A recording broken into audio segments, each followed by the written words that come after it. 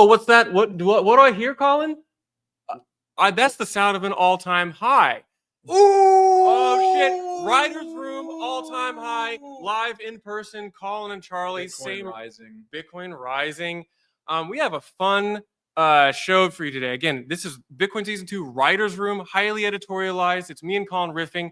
Today we have a fun guest because we wanted to talk Polymarket. And I was like, who is the guy who called the recent election and bet with high conviction across the board? It's my man Greg from Debauchery. So he's backstage. He's waiting. We're going to talk Polymarket on the back half of this. But and what better guest to have after Polymarket beating the polls than certified degen himself? We say that with all love. But I don't even know if you call it a degen. This is high conviction, well-researched bet. It's still degen, but it's degen in such a way where it pays off because he nailed basically every single bet that he made. And like Charlie said, it was super high conviction. Yeah. But so this is the obligatory post-election writers room. We're going to be covering some of the changes to the House and the Senate with regards to pro and anti-crypto senators and congressional members. We're going to talk about how Polymarket is the new polling standard for U.S. elections. And we're going to bring Greg on and grill him over some of the stuff that he was seeing during the betting cycle. But before that, a word from our sponsor, Botanics. Bitcoin Season 2 is brought to you by Botanics. Botanics Labs is pioneering a new direction for DeFi with the first EVM L2 running on Bitcoin that's built to be forward secure, decentralized, and share gas fees generated by the network with users. See the future of DeFi at Botanics, botanicslabs.xyz. Yeah, so Charlie, Colin, Blockspace Media, Bitcoin Season 2. This is the Writers Room edition. We are the screenwriters of this particular season of Bitcoin. It's on a very fun arc, all-time highs. And a lot of our anti-crypto people in Congress who are up for election got deposed. It's a new era, y'all. I mean, Bitcoin hit an all-time high during the election night, which was pretty crazy. I mean, that's a first, right? I think we can safely say that was a first. I don't think that happened. Definitely didn't happen in 2020. Yeah. Well, no, it didn't happen in 2020. Maybe it happened in 2016 because it was running up. But anyway, all that being said, it seems like we're turning a new leaf. Obviously, everyone's talking about Trump winning the election, 47th president of the United States. He's been very positive about Bitcoin over the last year. We'll see if he remains true to some of those promises. But in the background, you also had a lot of congressional members and Senate members either get voted out or voted in who are more favorable to Bitcoin and crypto writ large, and that's going to be the focus of the first part of our show today. Yeah, so it's like take us through it, Colin. You know, again, if you're listening to this, we are going to show some stuff on the screen, but we'll also talk you through it so you can understand where our head's at. Let's go to the screen, Colin. Okay, crypto election updates. What's the website? So this is standwithcrypto.org. I think this is affiliated with Coinbase, or Brian Armstrong tweeted out about it. This website has been around for a while. They think they spun it up last year maybe. And what it basically does is a really handy resource. It looks at every member of Congress and every Senate member, so in the House and the Senate for the U.S.'s congressional apparatus, and it lists each individual member of Congress and looks at their record with not just supporting or voting against certain bills that affect Bitcoin, both negatively and positively, but also looks at their public statements, scrapes their Twitter accounts, their statements to the press about Bitcoin and crypto. So it can kind of give you a decent pulse on who is for crypto in general and who is against it. Yeah, so we're gonna do like a lightning round of who got ousted, who's in, and why the next 4 years are going to be gangbusters. As Alex Thorne from Galaxy, I think he posted this today in a research brief from Galaxy. He's calling for a golden era of crypto. I think maybe there's a little bit too much exuberance right now, but it's hard not to be excited. Bro, Bitcoin's at an all-time high. Let me enjoy it. Yeah, that's true. Bitcoin's at an all-time high. I think anyone who works in the industry knows the past 4 years and longer, honestly, have just been nothing but punching down on us, saying that we're boiling the ocean, saying that Bitcoin is worthless and not doing anything. You know, it's used for only nefarious activities. It's used for Hamas funding, which is not true. All of these things are kind of out the window at this point. And leading the charge here is obviously Trumpu, the Bitcoin commander in chief. He spoke at the Bitcoin conference this year. Told us to have fun playing with our Bitcoin and our crypto and anything else that we're playing with. He said a lot of things. It was a rambling speech. It was not focused at all. It was but he said the right words. But he did say the right words. He's promised to free Ross. I think that's going to be one of the biggest tests of how serious he is about some of these things. He promised not to sell any more Bitcoin that the U.S. has been holding. The marshal's office has from seizures from like the Silk Road and stuff, or White House, all these markets. So we'll see. Some people think that we're going to start building a Bitcoin strategic reserve, to be determined. That's not just up to him. But like day one, we should kind of know what we're going to get, because Ross will either be in prison or out of prison. Right. Like we should kind of know pretty soon. So that's the big one. But as Stand With Crypto shows here, as the balance stands right now, there are still votes being counted for the House of Representatives. The Senate races are more or less definitive at this point, but the House of Representatives is still kind of out. But right now, according to standwithcrypto.com or .org, 266 pro-crypto candidates have been elected, 120 anti-crypto candidates have been elected, 18 pro-crypto candidates in the Senate, and 12 anti-crypto candidates in the Senate. So the balance of power has clearly shifted, according to this website, and we're going to go over a few of the key ones. I think probably one of the biggest ones was this Ohio Senate race between Bernie Moreno and Sherrod Brown. Sherrod Brown has been one of the most vocal anti-crypto senators out there, second only probably to Elizabeth Warren. He was a co-sponsor on the anti-money laundering bill that is currently sitting in the Senate. I don't think it's gone to the House yet because the House has to have their own version of it before they can both vote on a joint version. And, this bill is dressed up in this language that makes it palatable to the average American who has no idea how Bitcoin works. But what it basically would have done is it would have mandated that Bitcoin miners, node operators are considered money transmitter businesses and would require a money transmitter license to operate. That is insane for anyone who knows how Bitcoin works at all. And it would have been a huge impediment on business interests within the Bitcoin and crypto industry at large. So bye, Sherrod. We won't miss you. Let the door hit you on the way out. Welcome, whoever the other guy is, Bernie Moreno, who has an A. Yeah. Well, let's see what they're saying about him. Very pro crypto. I will always fight for innovation to flourish here in America. Words are easy, Bernie. Let's see it in action when you get in there. But Bernie has basically, he wasn't in Congress before. So we don't have a voting record to go on for him. A lot of these candidates are like that, but he has been very public about having a pro crypto stance, or at least, he says he's not going to molest our industry. So that deserves an A in my book. So that was probably one of the bigger ones. Another decently big one is this Tim Sheehy. I'm sorry, Tim, if I'm mispronouncing your name. Come on the show. But this guy looks like, I think this is his first foray into politics, it looks like. He looks like he's not too jaded yet. Yeah, and so he just got elected to is this Senate or is it Montana? Yes, the Montana. So he just got elected as a senator from Montana. And he's basically the same thing with Moreno. He's had positive statements, but we don't have any actual legislative record from him yet. An unfortunate one that I'm trying to find here. Elizabeth Warren got reelected. This is Boss Mommy. She is conceivably the most vociferous critic against Bitcoin and crypto in Washington right now. She's literally militarizing, building an army. Yeah, she's building an anti-crypto army. She was the lead sponsor and architect of the anti-money laundering bill that we just were discussing.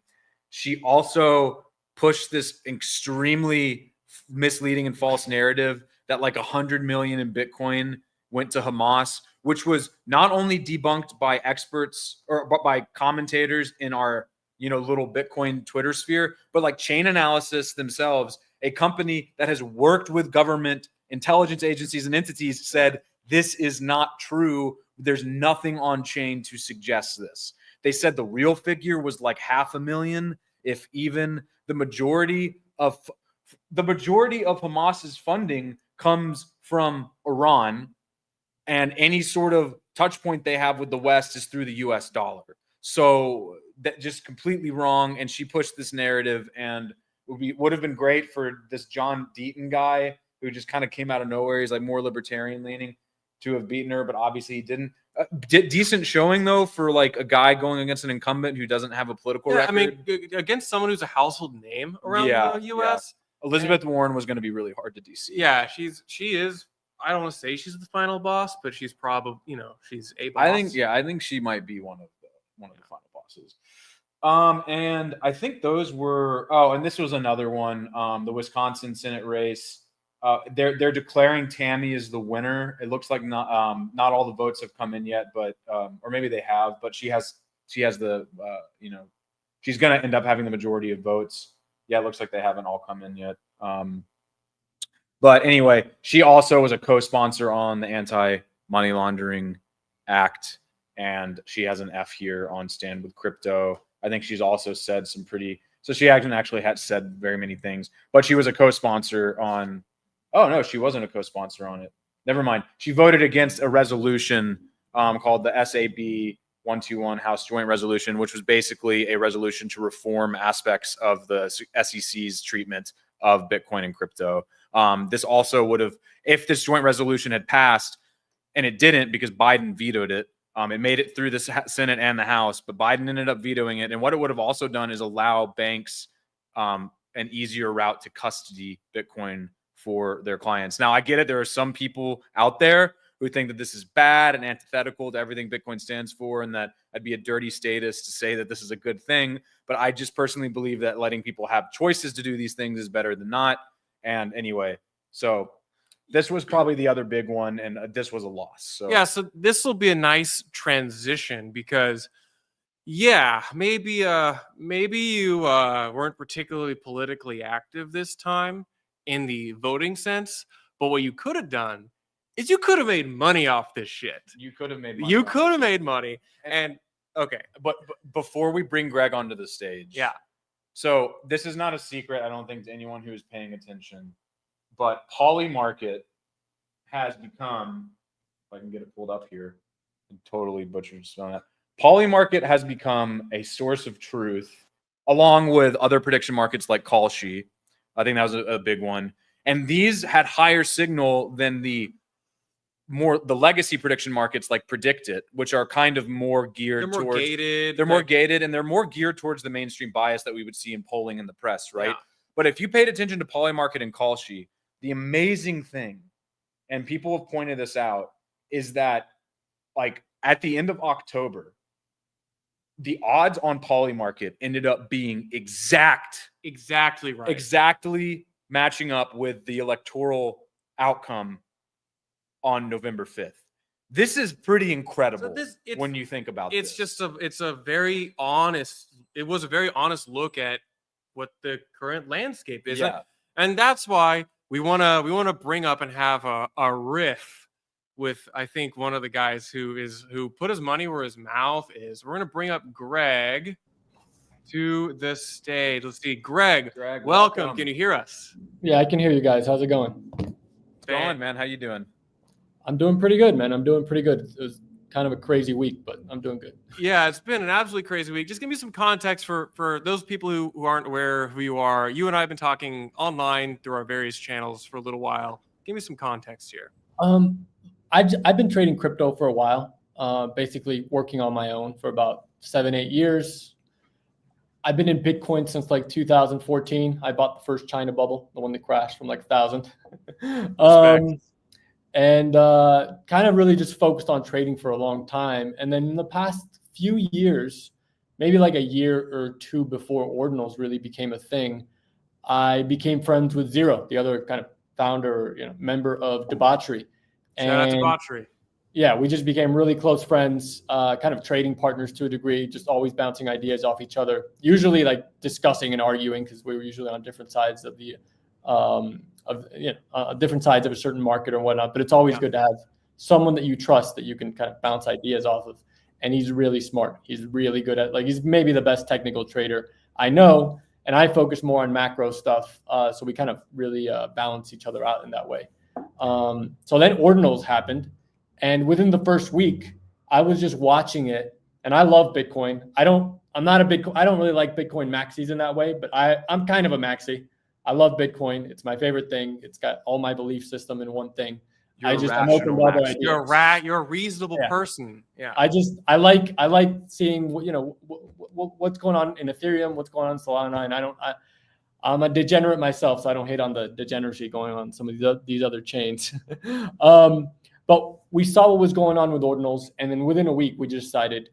Everyone I know is telling me this is stupid. So we have like an investment thesis, which is if our initial reaction is this is stupid, and everyone else is telling us it's stupid, that means we have to focus on it because there's a like you can arbitrage attention that way, and you can usually, I mean, you won't always find an edge that way, and you can kind of apply that same thing to the election in a lot of ways, but you will be able to find edge that is pretty big. The broader market is missing. So we've been working on ordinals for a while, and then about a year ago we created Debauchery, and we just wanted to create a community that kind of ate up all the other alpha communities in the space, so that all the smart people went there and kind of gave us all their analysis for free and listened to us, and we could also talk a lot of shit and unfiltered commentary, no matter what your political beliefs or anything. So if you're sensitive, that's probably not the spot for you. But if you like to have fun and don't take things that seriously, or do, but don't get insulted. Yeah, but it's the unfiltered look into like the goal, which is make money, find alpha, share alpha. And so I've watched you for a while now in this trading chat group develop a very coherent, robust thesis, which you bet on with conviction and executed, I believe, primarily or entirely on Polymarket, which was all the thesis that we just saw validated this past week. Just explain, if you're comfortable sharing. I think you've talked about this publicly. Like, what were the trades and how did you build this? So I'll kind of start from the beginning. It's kind of a long story. Yeah.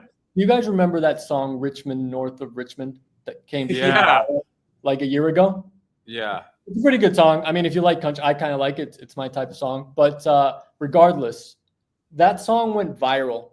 And I'm a Trump guy. I'm a Trump supporter. I would say I'm socially conservative to an extent, but fiscally libertarian. That's kind of my bias. I didn't think he was going to win in 2020. I thought he was a slight underdog. There's also some oddities in that election for sure. So it was pretty unique with COVID and whatnot. And this song went viral about a year ago. And I remember just immediately reacting to it. Like, there's something speaking to like the underbelly of the United States in this song and how viral it's going without any sort of formal backing from a label or anything, from an unknown guy. And it's it's not doesn't have a high production quality or anything. It's pretty, and it just speaks to something very emotional about this country. And so immediately I just went over to look at the odds for Trump, and it was trading at like 43, 44 cents. I placed a small bet. I think it was like $1,000 or something. And I said, okay, I have some skin in the game. I think he's going to win. That's my gut instinct, but I don't really put that much stock in gut instincts. And I know I'm biased in favor of him. So like, let me go do the work and actually understand whether I'm totally wrong here and I'm just filled with confirmation bias, or if he actually has any. And one thing important to point out: this was when Biden was still in the race. So like this is when Biden was still in the race. Yeah. Biden was a big favorite. Not to go too long on this, but like a year before that, or 6 months before that, Trump was trading at like 10 cents. Right? When I saw it, he had already started coming up. And he was trading at like 40 something cents, and that song went viral, and it just piqued my interest. So I saw a lot of people like kind of LARPing about elections. It's a toss up, or this side's bad, but that side's bad. Kind of finding always a middle ground to everything, but not saying much. And I was like, a lot of this seems off to me. Let me go research it and find out what the truth is. And what I found was some of it I already kind of knew, but I wanted to understand why, which is, why does polling suck? Like, why is it just horrible? In 2016, all of the polling indicated, well, not all of it, but the vast majority of it indicated, and certainly in aggregate and the polling averages, indicated a total landslide a complete landslide for Hillary Clinton, just demolish, of Trump. He was going to get wrecked. And it was way off. The prediction markets, while better than polling, were also way off. Like, these aren't hyper efficient markets. And a rule of thumb for these kind of prediction markets, whether you're betting sports, whether you're in crypto, whether you're in the stock market, or whether you're in politics now, is, how much attention is paid to these markets, how much money is on them, how often are these events. So if someone's a professional at these markets, could they actually focus all their energy on them, or do they kind of have to leave and come back a year later? Because that kind of dictates how much time and effort and resources get put into these markets.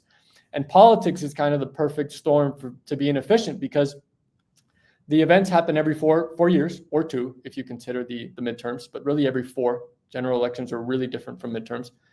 And that means that even the pros have to get another job. They can't do this for a living. They have to do it as their hobby. But if you want to bet sports for a living, most people lose, but there's people that actually do that for a living, because there's games every day. So you can actually, in politics, you can't really do it. And so there's very few people doing it at a high level. Very few. And so what are like the things that move these markets, or that people use as their barometer as to what's going to happen? Well, generally it's, depending on your age or whatnot, you're going to use mainstream media, you're going to use podcasting, political pundits to kind of dictate what's going on. You're going to look at a guy like Nate Silver, who's an ex-poker player, become renowned and world famous as like the super genius of political analysis. The guy's an idiot. The guy's, he's not smart at all. He ran a bunch of simulations, Greg. You don't understand. Like, 80,000. 80,000. That's incredible. I do think that his legitimacy has been severely marred by this. Man, but I don't like to put a lot of stock in me not liking a guy. I don't like him, but I've read his book. I'm subscribed to his Substack. I listen to his podcast, right? I need to understand why. So he's an ex-poker player. He's kind of like a failed poker player, and then he turned into a sports bettor, didn't do that well, and then he made his name kind of, okay, let me use all this analysis into political betting, right?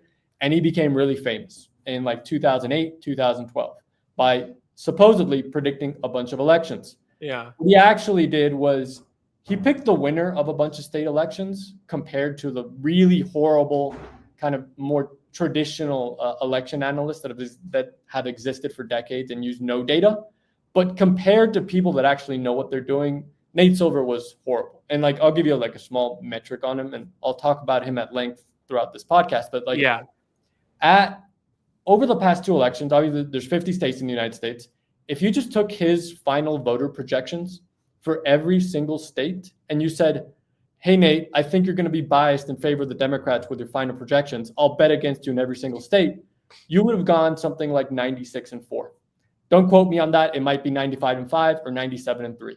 But essentially, there's something off with your model. If it's only wrong in one direction every single time, there's something off, right? I mean, it makes no sense. So he's one of the tastemakers and kind of one of the people that when he drops something, it goes viral and it moves markets. And he launched this site called 538. I remember this, yeah. Everybody uses it. It used to be on ESPN, which is owned by Disney, which everyone knows is left wing. It was then bought by ABC, which is owned by Disney, which everyone knows is left wing. While he owned it, and since, because he got fired, they basically average out a bunch of the polls that they consider, in quotations, high quality, right? And so, but if you're a pollster that might have a Republican, overestimating Republicans relative to the rest of the pollsters, maybe not estimating them versus actual results, but versus the rest of the crowd, they'll tag you as a right winger. They'll kick you out of their polling average, which is what they did to Rasmussen, one of the best pollsters in the country. We were just talking about that before we went live. They were one of the most accurate for this election. Yeah, they were actually the number 1 most accurate at the national level. But not they're kind of Russo affiliated, and that's the narrative. Yeah. And while I was doing my research, I actually talked to Mark Mitchell, who's the head of Rasmussen. I was like, let me talk to this guy and a few other pollsters and figure out what's wrong with polling. And the honest ones told me what was wrong with their own polling. They're like, listen, there's a pretty strong left-wing bias, not only in political polling, but in all types of polling that where you're trying to get people to participate. And the reason is this: women participate in polls significantly more than men. Like, men will just hang up on the guy that's calling them or just not want to take part. Women are just much more like sociable, and they'll say yes. People that are, are college educated are much more likely to participate in these polls. People in cities are much more likely to participate in these polls, much more than someone who lives, outside of the suburbs, rural areas. And what do all these people have in common? They lean Democrat. All of them. All of these demographics of people lean Democrat. So it's sometimes the case that I think the pollsters are knowingly doing this, but a lot of time it's not their own fault. They're just trying to do something it's an imperfect selection set. Exactly. Yeah. The honest ones admit it, and they do their best to control for it in their analysis. It's very difficult, but there's ways you can do it. The dishonest ones, or the ones that are just not good at their jobs, don't even attempt to do that, right? And when you're trying to do it and you end up with results that are slightly more right-wing than the rest of the results, maybe even more accurate, but they'll call you a right-winger, they'll accuse you of getting paid, and they'll kick you out of their polling averages, right? RCP, which is Real Clear Politics, does not do this that often, but 538 does. And Nate Silver founded 538, and he's the single most influential political analyst in the United States with his model, right? And so that's one of the tastemakers in this space, for sure. But I was also kind of looking into, because I found all these issues with polling, and I guess I'll get back to that in a moment, but I was also trying to find out, okay, what other empirical and kind of anecdotal predictive metrics could I find for this election outside of polling? Because polling, it has value, but these polling averages are filled with a bunch of shitty polls and a few good ones. And I have to find out which are the good ones, because why would I want to average out with the bad ones, right? It makes no sense. There's other things. Like, in every election, you can essentially poll the country and ask them, what are your most important topics or issues entering this election, right? And depending on the election, the issues will change. And so if you had to figure out the ones for this election, there was 4 issues. There was 3 that were the top 3, and then abortion was the 4th. But people think abortion was number 1. The women are going to dominate this election. Men aren't going to show up, right? Roe versus Wade, all that stuff. It's actually number 4. And occasionally you could say it creeped up into being number 3, but for the most part, it was number 4. Numbers 1, 2, and 3 were the economy, and you could usually link that to job growth and GDP and whatnot. Inflation, which is kind of related to the economy, but people treat it as 2 separate ones. And then number 3 was immigration. And when you polled people on all of these issues, Trump led by margin on all of them. He was dominant, and he was slightly worse than Kamala, based off the polling on abortion. But basically what the electorate was saying is, on all the important issues, Trump is way better, all of them, right? So that's another predictive metric. And that was just screaming Trump from the beginning. It was screaming Trump, right? The last thing, and this might be the single most, the best predictive metric that exists for an election is... Oh, did we lose? Hello? Oh, well, we thought we lost you. You're back. You're We're back. good. Okay, perfect. The last thing that might be and this might be the single most predictive metric that exists for U.S. elections, at least, is the Gallup voter identification by party poll. Essentially, they just ask a bunch of people, and what do you identify as? If you had to choose, Republican or Democrat, which one do you side with? Which one do you view yourself as? And if you just back test this, they've been right, or they've been more right than almost any other metric that exists in predicting the final popular vote tally for all these elections. Now, being a poll, it has a left-wing bias. So it's actually been wrong in favor of the Democrats for the past 40 years, every time they've run a poll on a general election. But even still, it's been very close to the final national results. And for the first time in 30 years or something, Republicans were leading by 3, or first time in 20 years, sorry. Republicans were leading by 3 in the voter ID poll by Gallup. And so I was using polling from, from the moving averages to also the pollsters that I trust. I was using issues, the top 3 or 4 that I mentioned. And I was using this Gallup thing that essentially all of it screamed Trump. And it didn't only like say Trump by a little. It said he was going to win the popular vote by margin, by a little bit, for the first time in 20 years that a Republican actually wins the popular vote. And so you'd been developing this. You've been like, the stuff you lay out here. You had this preceded kind of the Biden dropout. It also preceded Polymarket being the number one subject in all the news leading into the election. Like this is months ago that you were. I've been spending time on this for like the last year, pretty much. Yeah. About a year. I probably spent 300 to 400 hours worth of research on this. Once I saw an edge that I thought was outsized, I'm like, this was made for me, because I like doing deep dives and becoming kind of like subject matter expert, at least for a moment. Yeah. And while I might be able to speak for 5-6 hours on polling and methodology and whatnot, there's real experts out there. They just don't get the claim they deserve. People like Nate Silver do. But you just have to know how to find them. And I want to speak a little bit more about like the essentially what happened over the last few months, because people will look at the assassination attempt. They'll look at the debates, the switch from Biden to Kamala, and they're going to put a lot of weight into all these things. And I'm going to what I found is that all of this is noise, like pretty much all of it. None of it has any real predictive value. I put out a post in my group about 3-4 months ago that Kamala was going to basically end up around equal to or worse, but pretty much around equal to where Biden was before before the debate.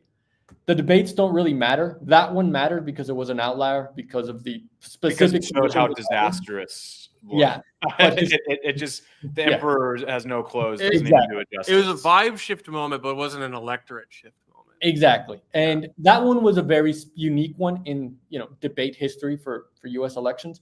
But 99% of the times, they just don't matter. You could argue in 2016, Trump, when he had that line on Hillary, like, you'd be in jail, that little, that actually, or when he was talking about donors, he did a good job on that one. Yeah. But in general, this stuff doesn't actually matter. There's an old Democrat political analyst called James Carville. I'm sure maybe you guys have heard of him. He's really well known as a Democrat. He's got Trump derangement now, but he used to be really smart. And he has this line, it's the economy, stupid. Yeah. I think he wrote a book, right? And it really is, like, it really is. People are going to vote based off what matters to them. And what mattered to them this election was the economy, aka jobs, GDP growth, inflation, and immigration, with abortion slightly below that. That's what really mattered to them. And Trump really threaded the line pretty well, even though he got criticized, regardless of my views or your views, on abortion, when he just said, let's leave it up to the states. He kind of really took the pressure off of himself that way, in a subject that or an issue that Democrats really wanted to focus on, right? And so on the top 3 issues, he was just dominant. Now, I mentioned those events not mattering, and I'm going to bring it back to Nate Silver. I call him Soy Boy Nate because this is just a fraud, man. This guy has a model that he runs. He left 538. Now he does his own Substack. He runs his model, and he shifted his model and his prediction about 20 points to 30 points, 3 separate times or 4 in the past 3 months, as if the electorate of this country is thinking, you know what? I'm voting for Trump. No, I'm voting for Kamala. I'm voting for the absolute nut low analysis possible. He had Trump as a 65% favorite approximately when Kamala joined the race. A few weeks later, he had her at 52. A few weeks later, he had her up to above the 60s and Trump back into the high 30s, low 40s.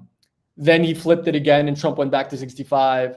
And then it went, and by the end of the day, his last model, the day before the election or something, he comes out, I did 80,000 simulations and it's 50-50. Kamala won in 40,000 and 15 of them. So I'm leaning Kamala. That was the boy genius of election analysis. And this is who we're trading against, right? This is the guy that most people think of when they look at, okay, who knows what they're talking about? Let's go see what Nate says. And so this is how terrible the analysis is. This is how inefficient these political markets are, because there's just not enough resources, focused on them. It's there's a lot of noise. Greg, how many traders do you think are trading on that noise? Because one thing that I was tuning in, I was watching these markets like a hawk. I actually kicked myself after the election for not putting some skin in the game, because I felt, based on what I had seen, that he was going to win the popular vote and he was going to win all the swing states. It's just, and that was really, I didn't do any of the research you did. It was really more based on vibes. It was based on the fact that you look at like the fucking Joe Rogan interview, and within 24 hours, it had like 21 million views. And Kamala's Call Her Daddy had like 100K 2 weeks out from it. I mean, there were all of these things in the air where I felt like you had to be crazy to like not notice this. But that was anecdotal evidence that everyone was feeling, even without doing the research that I did. 100%, right? And there was like obvious, man. The difference between like vibes and empirical analysis. But anyway, how many of these traders do you think are trading on vibes? Because what I was going to say originally was I was watching the Polymarket like a hawk, and when the Seltzer Iowa poll dropped, right? So there was this thing like the weekend before the election where Ann Seltzer, who had a poll that, was applauded by a lot of Democrats, that had Harris up by 3 points in Iowa, which is totally detached from reality. But if you looked at Polymarket, there was this flash crash on the Trump and Kalshi. There was a flash crash on the Trump contracts. And Kamala went up, and they were like almost 50-50 for like a very brief moment. I literally had that on my list of things to talk about, and I actually thanked Ann Seltzer on my, because you could just position but more. I'm not a good winner. I'm not a good winner. I name names, and she was one of the people I was thanking, because that poll came out, and let's just kind of, for people who don't follow this, like Ann Seltzer is one of the most well-known and I would say respected pollsters for people who research this stuff in the United States. And she specifically has been, historically known for her Iowa poll. All right. And Iowa is a state that Trump carried by 8% in 2016, I believe. You guys can double check this, but I'm pretty sure it's like that's more or less right. And he carried it by 9% in 2020. And then the voter registration trends since 2020 have all pointed more so in Trump's direction since he carried it by 9. So no one was even polling there. Like when I tell you that like the polling companies were not polling there, if you went on RCP average, and maybe you can do that right now, you just go there, you click Iowa, and you look at the dates of the polls, and there's almost no polls. Like there's 2 companies doing it. One was Ann Seltzer, and another one was this company called Emerson. I think Emerson College. Yeah, Emerson College. And Emerson, on Saturday, a bunch of the pollsters and opinion makers and prognosticators put out their final polls and predictions. Everything that came out, was mostly either neutral to pro-Trump, and we know that these polls are kind of fucked with, right? We know that they have a left-wing bias, and it was all neutral to pro-Trump. And then Emerson drops a +10 for Trump. No one blinks an eye. An hour later, Ann Seltzer drops a +3 for Kamala in that state. I think there was like 800 participants. She doubles down on it, going on the interview, circle jerk that these people do. It's ridiculous. Double down on it. It was absolute nonsense. The markets crashed from like 67 to like 52, depending on what markets you could actually get 50 on Trump. Bitcoin crashed. The markets crashed. Everything crashed on this stupid poll. What I did that same night was I went on Polymarket. I looked at the odds of Trump winning by 10% or more, by 10 points or more in Iowa, and I bet it at 18 cents. And he ended up carrying it by like 12. I mean, that's how silly and inefficient these ridiculous markets are, with these participants that have no clue what they're doing. Like absolutely no clue. I think there's something that's happening in these markets where I bet sports. I came up as a poker player. Like there's a lot of emotion tied to this stuff. There's a lot of emotion tied with sports. Nothing comes close to politics that I've ever seen. Nothing comes close. So there's still emotions and bias polluting people's decision making. For sure. But so they're still inefficient in some ways, but I still do want to point out, like I said before we brought you on, the betting odds, albeit it was on the margin for like the swing states. Like it was, before the election, it was like Pennsylvania at like +2 for Trump, Nevada at like +2. It was on the margin, but like if you look at like the last week before the election, all of the swing states were predicted correctly by the majority of market participants. So like, is it kind of like, is there truth? It's certainly much more efficient than looking at polls and like traditional analysis. And we also have to like talk about a little bit about the history of this stuff. Like people have been betting on politics for a long time, but before you actually had to go bet to like, you might have to travel to Europe to go place bets because, some of these markets weren't allowed in the United States. And the Biden administration actually tried to shut down political betting in the United States to the point where now Polymarket gives you a pop-up that, if you're inside, which I'm not in the inside of the United States, you cannot bet on them, essentially. But Kalshi was a company in the United States that actually did try to have these markets, and they went to court versus the Biden administration and won. And that's why they can offer those markets there. And the reason they don't want it there is because just like Twitter, just like anything that's a source of truth that the establishment does not control, in this case, prediction markets, they want control over, right? It's not like you're getting 100% absolute truth in these things, but it is telling you this is the cumulative opinions of the market built into this betting line, and it's going to shift. So I'm glad you brought up Kalshi because I also want to talk about Predict It. If you looked at the odds throughout the election cycle, there was a clear trend that Polymarket was more bullish Trump. Yeah. Kalshi was biased towards Trump, but not as biased or bullish as Polymarket. And then Predict It was like very much mainstream. I mean, like Kamala had a lead on Predict It. Predict It's used by a bunch of libs, and it's known for that, by the way. Right. So historically. Is that so? That explains the bias in Predict It and kind of the discrepancies that we see there. It's the more mainstream, democratically biased of the three. But what would you ascribe the discrepancies between Kalshi and Polymarket? Why was there such a departure? Well, there's a couple things. One, while being liquid, these markets aren't that liquid. Like you're not trading Bitcoin here. It's got less liquidity than that.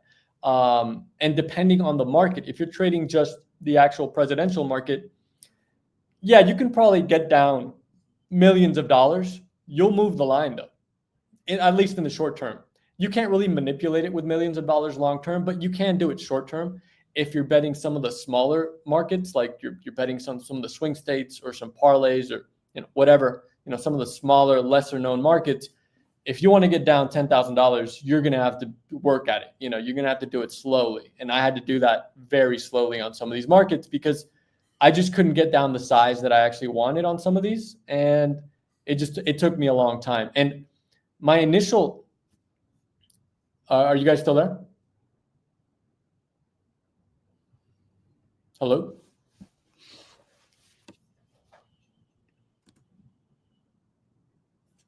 Hello?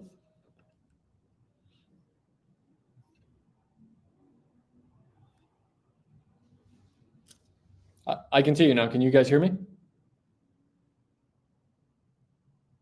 Hey, Greg. There's an echo there. Okay, we're back.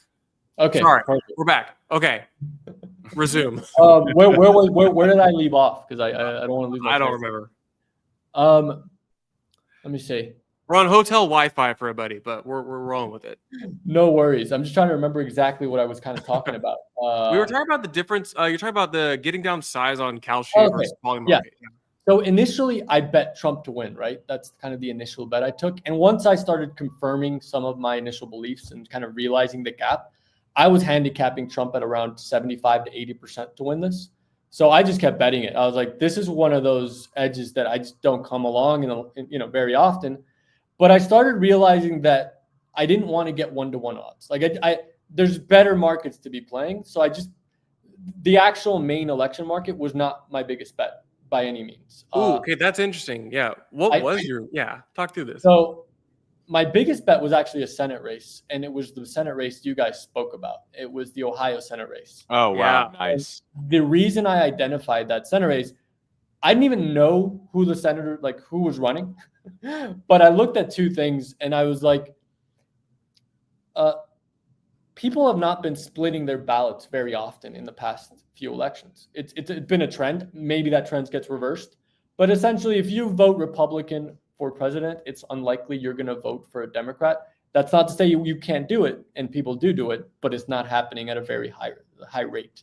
One of the reasons that general elections differ so much from midterm elections is because in general elections, you get a much broader voter turnout. You get people coming out that don't know anything about about who their senator, but they know Trump and they might know who Kamala is, or they might still think Biden is running. And you can actually go look at Google Trends. People were actually Googling when did Biden drop out, like the day of the election. So you get people that just don't come out for normal elections, coming out for the general election. And so they differ greatly. And so when I was looking at which market to attack, I looked at all the states like for the general election. Then I was like, let me go look at the senatorial races and some of the congressionals, but I focused more on the senatorial ones. And I found that Trump was like an 85 to 90% favorite on, if I remember correctly, right? It was above 80 in Ohio. And I double checked that with my own research. And I was like, okay, he's going to easily carry Ohio. This is not a swing state. He's going to dominate. And then I looked at the senatorial race, and the Republican was like an underdog. Bernie Moreno was trading at like 45 cents to 44 cents when I found him, I believe. And I was like, there's a mismatch here. I can't believe Trump is going to carry this state by so much margin, and then Moreno's going to lose.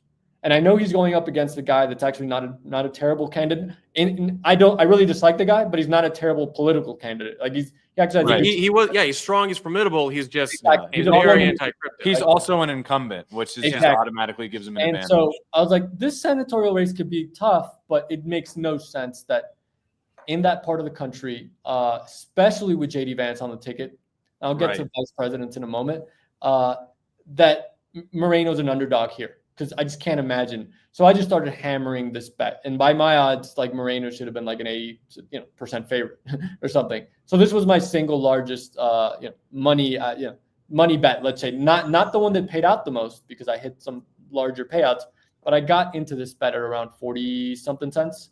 And this was my largest bet for sure. Some of the other ones that I started attacking was, I bet 4 of the 7 swing states individually. I hit all of them. Nate Silver actually put out a Substack about 3 weeks ago, maybe a month ago, I don't remember, where he said Florida was going to be a little tighter than Republicans thought. Not that Trump was going to lose it, but just a little tighter. And someone on Twitter immediately replied to him and said, I'm paraphrasing here, but something along the lines of, Nate, you're an idiot. Trump is going to win Florida by 8 points minimum and most likely double digits. Nate tried to big time him and say, we're going to do 100K on this. I remember this, yeah. And they kind of accepted the bet, and it didn't end up going down. I think Nate wanted to do something that I thought was kind of shady, which he wanted to take the action and then go on a market and just take the other side and just kind of pocket the arbitrage there. Right. But because he doesn't really believe in what he's saying. But Nate works for Polymarket now as a promoter. And so Polymarket actually put out the odds on Florida to go by 8 points or more on the same day. And it was trading at like 25 cents. And I hammered it that same day because it made absolutely no sense. Florida is now the headquarters of the Republican Party. It's not a swing state anymore. It's clearly directionally flowing in one way. And they ended up carrying it by 14 points. And, you get 3-1 on that bet or something. The odds are ridiculous on a no-brainer bet. So that's another bet I took. There wasn't a ton of liquidity on that one, but I was able to get some down as much as I could. Basically, I was able to bet on that one. So I bet all the states. I bet 4 of the 5 swing states individually: Wisconsin, Michigan, North Carolina, Georgia. And then I parlayed all of the Rust Belt together to win, because the Rust Belt has gone together for the past 40 years. I think it basically, where one state goes, they all go in the same election. When you say Rust Belt, do you mean like which state specifically? Michigan, Wisconsin, and Pennsylvania. Okay. Basically, they've all gone in the same direction almost every election, pretty much. But this one being closer than people thought, right? This is a toss-up. Remember, this is a narrative. It was like, oh, yeah, these will probably go 2-1. Trump has to win one, right? Or Kamala has to win one. So I was able to parlay those 3 at like 30-something cents, and I did that. Then I parlayed the entire Sun Belt, which is essentially Arizona, Nevada, North Carolina, and Georgia. I forget the price on that, but that was, I'm going to guess 40 cents, 38 cents. I don't know. And then I parlayed all 7 of them together as well. And on that one, I was able to get down at like below 20 cents. That was maybe the biggest in that sense. And then I started thinking, because people kept telling me that Trump was not going to win the popular vote, but all of my analysis told me that he was actually a favorite in the popular vote, which seems unthinkable for a Republican. Right. And so I was a little hesitant because I was kind of falling into that mental trap of, well, I can't be this right? This is too easy, right? Something's got to be wrong here. But then I just double checked all my research, and I just thought he's a 55 to 60% favorite to actually win the popular vote, and I'm getting it at like 20 cents. So that became my biggest actual play, that, the one that paid out the most for sure. And I hammered it. I hammered it, really hard. I was slightly nervous on that one just because it was such an outlier bet that hadn't happened in 20 years. But again, my analysis told me he was actually a favorite. So that one became the biggest reward play I made, given what I put in. The biggest money outlay was definitely the senatorial race I was telling you guys about. And so overall, I went like 20-0, I believe, and they were all really plus money bets. I ended up making it one of my biggest plays, non-crypto. I mean, I've had much bigger crypto plays, but that was maybe my biggest non-crypto play ever. I hammered it, and it was very profitable for sure. I mean, this is actually a good question for you, because this happens on Polymarket, which settles on Polygon. Yeah. You say this is a non-crypto play, but I actually kind of think it's a crypto play. Do you know what I'm saying here? No, maybe you can explain that a bit. Yeah, I mean, like, you're using a market that settles on a blockchain. Like, I know it's not a token, but it's kind of the same thing. Yeah, you're getting paid out in stables. I mean, this is really what crypto is all about, right? Polymarket is one of the first apps that I would say made it mainstream. Maybe the first one. I can't think of. I mean, years ago there was this thing called Augur that really didn't take off. Yeah. It didn't take off like people thought it would, but it was one of in the ICO days where you just needed a white paper and that's it. But Polymarket actually, it got to the point where the boomers on CNBC and all these places were actually quoting Polymarket in their analysis. Usually saying that, that's just a bunch of crypto bros. Twitter's right wing, right? Now that anyone can say anything on Twitter. Twitter has to be right wing, and those are the crypto bros betting on Polymarket. And a bunch of theories came out. There's this French whale who's manipulating the markets, right? It has to be that, because it can't be that Trump is a favorite. The crazy part about that, and I think we mentioned the differences in these markets, right? Where some were trading slightly different from the others. You can bet on this election across traditional sportsbook, Polymarket, Kalshi, bunch of sportsbooks in Europe, and all of them had the same trend, all of them. So if you wanted to bet $20 million on this, yeah, you could have messed with the market for a few days, but you'll be able to arbitrage that very easily. And so that whole narrative was complete nonsense, absolute nonsense. This is just what a free market looks like, man, and it's not perfectly efficient, but it does beat out traditional, analysis, I would say. And it just tells you this is what someone's willing to buy something for. This is what someone's willing to sell something for at any given moment. There's going to be inefficiencies for sure, but it's far outperformed traditional polling companies, polling results and traditional political analysis for sure. And the arbitrage point is, I think, really important, because that was the first thing I think a lot of people who thought it all about the claims that the French guy was manipulating the market is like, well, then someone's going to find the discrepancy and then fill in the gaps. The other thing that I think is important, because it reminds me of the fact that you spent, like you said, 300, 400 hours doing this kind of independent analysis and research. The fucking French dude hired his own polling company to do polling in the US to inform his decision, which is crazy, because to me, it reminds me again of what you said. It shows me how far that some of these people were willing to go to make these bets with conviction. And my next question, and maybe this is a good one kind of to wrap it up, is all of this contrarian analysis that this French guy did and you did, ended up being higher signal than the trusted and established pollsters and media talking heads who were telling everyone that this was at least going to be close, favoring Harris on the margins. I mean, I don't want to say this is going to be a death knell for polls because obviously that wasn't true in 2016. It seems like we haven't learned our lesson. But do you think this changes anything? Like the fact that these prediction markets are out here and the fact that you do have more informed opinions engaging in bets on these things, will this move the needle to try to make, will this move the needle in any substantial way to make these polls more honest, to have these pollsters refactor their methodology? I think it has to, man. Like I don't know if I win. There's a few different types of pollsters. I don't know if I'm repeating myself, let me know. But essentially, there's publicly financed ones who get grants. And you can't, like, they're just nonsense. I mean, they're usually biased in favor of the administration that's funding them, or, whoever's donating money to them. And they have no real incentive to do polling correctly, because if they're wrong, nothing happens. They're publicly financed. Then there's the Fox, New York Times, CNNs, ABCs of the world, where their main business is content, and they're just doing this as a side project. And usually it's incredibly ideologically biased in favor of wherever that network, leans politically. And so you can't really trust them. They're terrible. I would say of them, Fox is the least worse, but it's still bad. Like these are all, and it might be the least bad, not because they actually have good processes. This is just a guess, but because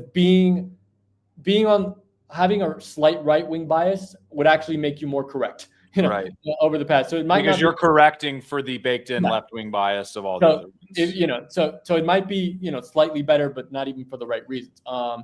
So you have those two, and then the third is the private polling companies who actually either publish their polls publicly, but they're privately financed. They sell to clients who commission polls from them. They also sell directly to campaigns. And private polling is notoriously more accurate because campaigns have no reason to lie to themselves. They're just trying to win. Now, obviously, they're not going to publish bad polls publicly because they always want to transmit confidence to the market, right? Like if you were following this closely, you might have heard like Mark Halperin or some of these political analysts in lead up to the election just say, listen, I'm talking to these guys privately. The Republicans are super confident. The Democrats are slightly less so, but they're still projecting confidence right now. The Democrats knew they were going to get washed, man. Like internally, they knew it. These guys they're not idiots. They knew it. The people who didn't know it were the people they were manipulating in the media, right? That were just don't have the knowledge to understand the polling that they're looking at. And want to believe certain results are more likely. I mean, but private polling is significantly better. Now, I do want to shout out a couple of the really good players in this space. One of them is Mark Mitchell from Rasmussen. I spoke to him privately. I asked him questions. This guy is awesome. Really, really honest broker in the space. You got Rich Barris, who's a right winger, but he has his own polling company. He's been scary accurate, and he just called this election perfectly. He's not even included in any of the polling averages, but the guy is amazing. There's a better named Robert Barnes, who's just fantastic. These guys have an encyclopedic knowledge of just all of the counties in the United States. And then you have Atlas Intel, which is the single most accurate poll from 2020. This is a company founded in 2018. They're Brazilian. No real political bias in the United States, certainly that I could tell. I have no clue which way they would vote if they were citizens. They crushed 2020. They did really well in the midterms. And while they didn't nail the national vote on this one, they were the most accurate statewide, going state by state in terms of margins, I believe. So those are the best guys. If you ever want to really know what's going on, those are great. Now, this election has so many people, it just broke people's minds because everyone was expecting a toss-up that it should break polling. 4 years from now, we shouldn't be falling into that same trap. In my initial thesis post, I put, fooled me once, fool me twice. Are you going to fool me three times? And they did, right? They fooled people 3 times. Will there be a fourth? I would guess that would be less so. The margin on this one was a little less so than 2020, which was less so than 2016. So the market's becoming a little more efficient. And Trump can't run again, and he breaks people's brains to the point that they can't. Yeah. What are you saying? He can't run? I thought Oh, yeah, we were getting. 2028, I thought we were getting a third term and a fourth term. 2032. It's gonna go full FDR authoritarian light mode on us. So he can't run again. So even if the Republicans run someone like JD Vance or hopefully Vivek, who's my personal favorite, but really anyone, they're just not going to elicit that level of emotional response from people. And that should make the markets a little bit more efficient. So there's still going to be massive inefficiencies because not enough people. But without the Trump is Hitler factor, you're not going to have the same kind of pollution. I would say it's diminished. It would be diminished, but there's still going to be an edge, man. Like people are silly. Trust me. It's hard to learn. Very few people actually do the work. Yeah. And I think people are silly. And I do think that obviously we work in Bitcoin. So we feel this way about a lot of the macro trends right now that are redefining everything in our world. But the 2000s have just been institutions and entrenched interests trying to grasp desperately at their influence, which is slowly slipping away. And I think that over the next election, over the next 4 years and come the next election cycle, we're really going to see just how much power the media and these pollsters think they still have with regards to shaping public narrative. Because if 2016 was, kind of like a harbinger of 2024, like this was in some ways a death knell to some of those legitimacies. Maybe not a complete death knell, but I think that it's really hard to walk away from this election. The first one where you saw like a presidential candidate and a vice presidential candidate making the podcast circuit. Yeah. These prediction markets coming to the fore of national discourse and alternative media, X playing a huge role and information coming on like in real time. I think it's hard to look at these things and not think like they have to be scrambling and they have to realize that they don't have the same influence they used to. It doesn't seem like it's quite the same like overnight sudden realization that Joe Biden might not totally be there that we saw like the day after that, the night of the debate. But it feels like this is a similar gut punch where everyone looks at this as no matter how you square it, like we were wildly wrong. Yeah. And I don't know if they'll like admit to themselves certain things, but like the public sees this, and the average person sees this, and it further disconnects them. They showed it in the voting booth, man. And it's a couple of things on what you said. Like Trump ran all the elections Trump has run in. He's had a massive financial deficit. Like when I tell you the Democrats spend more on elections, I can't overstate that enough. If you looked at it on a chart, you would not believe it. And that's not just present at the presidential election level. It goes downstream. Now you can cherry pick some elections where Republicans outspent Democrats, like in some congressional races or in the Senate. But for the most part, Democrats just get way more money, man. Way more. They have a much more established donor base, and even from small donors and from large donors, they do extraordinarily well. And I just pulled this up because what you're talking about, it made me think of this chart. This is one of the most incredible charts to come out of the election. They outspent Kamala's campaign, or the Democrats as a whole, and outspent Republicans in every battleground state. Except, and Pennsylvania was roughly equal, but like every other one, it's like 5-1. Yeah. 6-1. I don't know how interested you guys are in this, but essentially, like they were outspending Trump. I read somewhere, I haven't verified this, but nearly $5 million a day. It was something insane.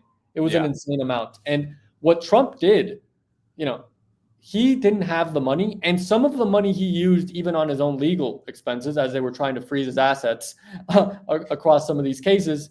He was at a huge deficit. So what did he do?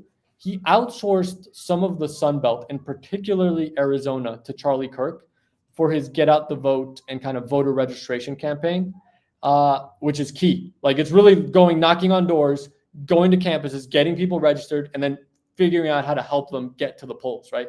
That's like the ground operation, as they call it. In Pennsylvania, there's this guy, and I didn't mention him, but I should have mentioned him. His name is Scott Pressler. Interesting looking guy. Long, really straight hair. Interesting looking guy, but a total badass, man. This guy moved to Pennsylvania 4 years ago with the sole goal of carrying Pennsylvania. And I think he ended up with obviously they won Pennsylvania. He won the 2 congressional seats, I believe, and the Senate. And this guy did it on the ground all day, every day for 4 years. Legend. And then at the end, you had Elon, who probably 6 months ago or a year ago really realized the existential threat that, like, free speech was was going out the window. You had Kamala Harris on camera saying that he needs to be held responsible for what's going on X. So it's like, at that point, I mean, I think, I try not to fanboy over Elon too much. I try to stay a little bit objective, but like the Twitter files specifically is one of the single most important actions taken by any prominent political or business figure in recent American history. Like, completely, him opening that up and showing what was going on behind the scenes during COVID and letting those independent journalists in, like Barry Weiss, Matt Taibbi, Michael Schellenberger, Lee Fong. That was one of the most important things, I think, to happen in political discourse in America over the last decade. It's incredible, man. Yeah. What I would add to that is that what I love about Elon, and I do fanboy. I read his book, his biography. I forget what it's called. It's fantastic. This guy picks the hardest problems and goes all in. And in this case, he does not care what people think about him. He doesn't care how it'll immediately impact his companies. He's like, I'm just going to keep creating great products, and that will win out in the end. And if it doesn't, then I don't want to win anyways. As he said during the Andrew Sorkin interview, go fuck yourself. Yeah. I'm sick of people pretending to be good versus actually doing good, is what he said after that quote. And this is, I mean, we editorialize on this all the time, but to me, what you just said was at the core of this election. It's what people say versus what they do. Yeah. Like this idea that Trump is unelectable because he is a bloviating person who is offensive versus this joy campaign that Kamala was running, while behind the scenes, what her party is trying to do is dismantle fundamental liberties of average Americans.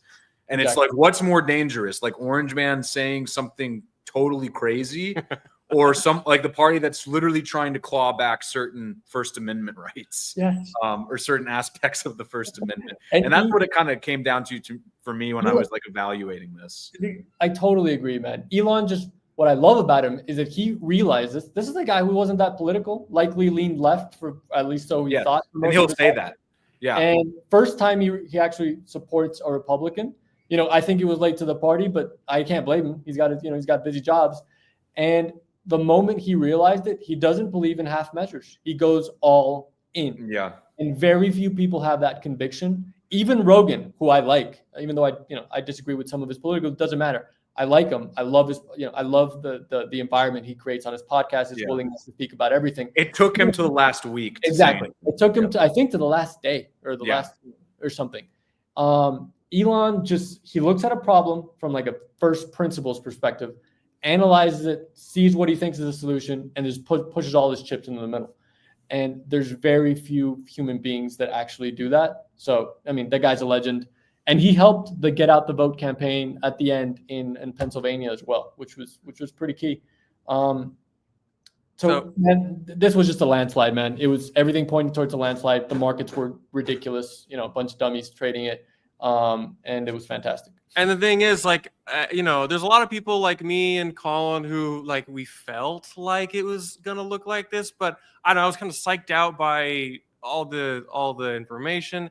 And I also don't, me, like I bet on certain things depending on how I feel, but like a lot of people watched it happen. You, Greg, were out there, money where your mouth is, very cogent, well-researched, intentional plays, and they all hit. That is pretty remarkable. It's pretty wild. I've really enjoyed this conversation. I want to wrap it up. Maybe throw you one last curveball question that we talked about. We talked about Elon, Trump, role of crypto markets. Random question: Doge. Do you think Elon? Do you think this changes the Doge thesis? I actually do, man. I haven't owned Doge in years. I've never been able to trade meme coins ever. Like I'm not left curve enough for it, or it's just like I don't know how to find what's funny. They're like doing fundamental analysis on memes. They're telling me about holder count and telling me about like Twitter accounts and how funny they are. I'm like, what are you guys trading, man? And I joined and I've done well, but mostly following some of my, some of the members that are pretty good at it in our group. But this to me, it's kind of going to revive the Doge the brand in the public's eye. Elon's going to mention this all the time. Strategic Dogecoin reserve. Yeah, to me, I'm like, okay, Dogecoin is the Bitcoin of meme coins, and it is now. And I feel like that we have a little while before the people catch on, and it's like the safe meme coin play. Eternal September. It's crazy, man. I could not have imagined it, but here we are. Greg, thank you so much for joining, man. Wait, quick question: where can people find you on social media? Assuming you're there. Yeah. I have like 1,000 followers or something. My Twitter is G0CHAITA. That's my Twitter. It's kind of a weird thing. But find me at Debauchery, man. I mean, you'll find us there hanging out. It's actually closed now. I guess you have to buy one of the pieces from our collection to join. But we have a blast in there. As much, shit talking as we do, our goal is to make sure all of our members make money. And, while doing degenerate trading, do it with a process and do it with a plan. And hopefully by the end of this cycle, if this is even a cycle, which I'm not sure, you end up with more money than you started with, and hopefully stack sats, man, and free Ross as well. Hell yeah. That's a great way to end it. You know what to do, Charlie. Yeah, we're going to end it.